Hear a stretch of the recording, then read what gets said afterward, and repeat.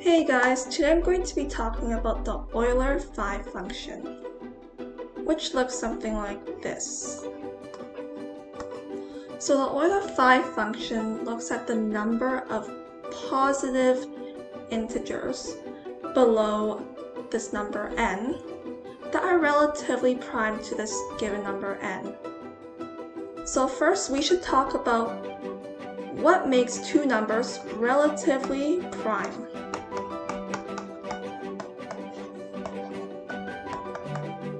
Two numbers are relatively prime when their only common factor is 1. So for example, if we have a number 5 and a number 8, these two numbers are relatively prime. That is because the factors of 5 are 1 and 5, because 1 times 5 is obviously 5. And for 8, the factors of 8 are 1, 2, 4, and 8, because we know 1 times 8 is equal to 8 and 2 times 4 is equal to 8 as well.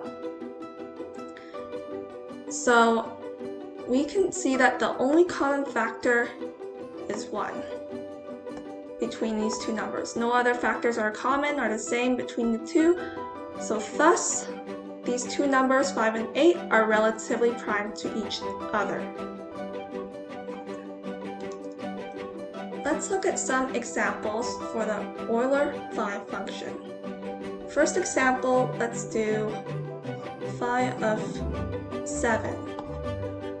So for phi of 7, we need to look at all the numbers below 7 that are positive numbers. So we start at 1, then we go 2, 3, 4, 5, 6. So all the numbers that are below 7 that start at 1 basically.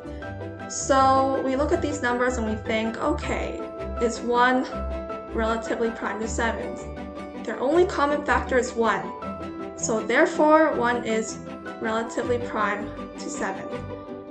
How about 2? Is 2 relatively prime to 7? 2 is, because their only common factor is 1. Because if you look at 1 times 2 and you look at 1 times 7, right? Their only common factors are 1. Same with 1 times 1 and 1 times 7. For 3, it's the same case. They're both relatively prime. 4 and 7, they don't share any other common factor except 1, so relatively prime. 5 and 7, they only share the common factor of 1, so relatively prime. 6 and 7, they only share a common factor of 1, so relatively prime. So we have how many check marks? 1, 2, 3, 4, 5, 6. So 6 check marks, so 6 numbers that are relatively prime to 7. And thus, the value here is 6. Now let's look at phi of 2. If we look at phi of 2, we see that the only number below 2 is 1. So we think, okay, is 1 relatively prime to 2? 1 times 1 gives 1, 1 times 2 gives 2, and their only common factor is 1. So thus 1 is relatively prime to 2, and so we have one number below 2 that is relatively prime to it, so this would be equal to 1.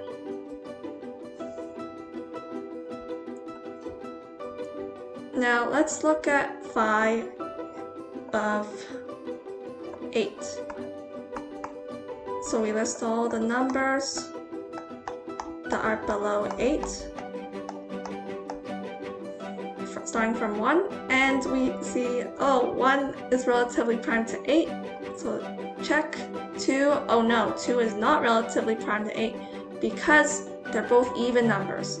2 times 1 gives 2, and 2 times 4 gives 8. So 2, therefore, is a no. 3, yes, 3 and 8 only share a common factor of 1. 4 and 8, nope. They are both divisible by 4, so nope. Because here, 2 times 4 is 8. And also, 4 times 1 is obviously 4. 5, yes, they only share a common factor of 1. So check. 6. 6 is an even number, and so is 8. So note they are not relatively prime. 7 and 8, they are relatively prime because they only share a common factor of 1. So check. So for this function we have 4 check marks. 1, 2, 3, 4. So we write the number 4 right here. And that is for phi of 8. Okay, now let's look at phi of 9. Another example, phi of 9. So we look at all the numbers below 9. So we list all the numbers starting from 1 way to 8 because 8 is below 9. It's the biggest integer that's below 9. So let's see. So 1 and 9, they are relatively prime. 2 and 9 only share a common factor of 1. 3 and 9, oh no, 3 times 3 is 9. 3 goes into 3, 9 goes into 3, no. 4. 4 and 9 is relatively prime.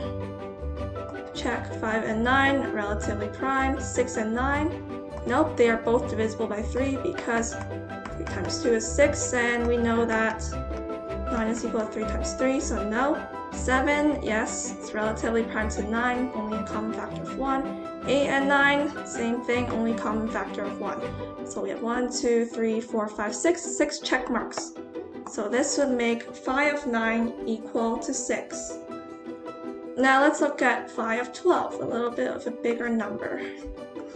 Phi of 12. Okay, so we're going to list all the numbers below 12 starting from 1.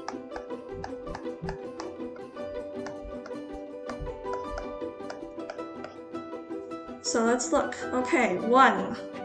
Yes, relatively prime to 12. 2. They're both 2 and 12 are both even. Nope. 3. 3 and 12. Well, 12 goes into 3, so nope. 4. 12 goes into 4, so nope. 5. Yes, relatively prime to 12. Can't find any other common factor besides 1. 6. 6 and 12. 12 goes into 6 goes into 12. 6 times 2 is 12, so no. 7. 7 and 12 only share a common factor of 1. Yes. 8. 8 and 12 are both even, so definitely no. 9.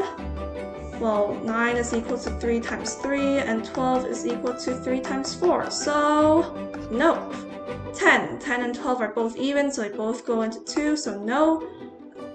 11. 11, yes, because 11 is a prime number, so obviously the only factors are 1 and 11, so that means, well, the only common factor we can really have is 1, so yeah. So we have 1, 2, 3, 4 check marks here, so for this function, it's 4.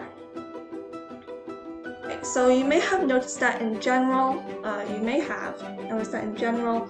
the phi function for like prime numbers, let's say 5, 7, it gives 1 less than the prime number.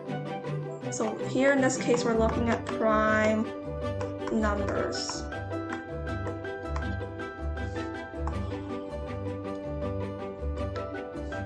So for 7, we know that 5, 7, we just list, right, all of it, the numbers below 7, starting from 1, and we can see evidently they're all prime, and that is because, relatively prime to 7, and that's because the only factor of 7 is 1 and 7, and so the only common factor can really have is 1 with these numbers, and so it makes them relatively prime.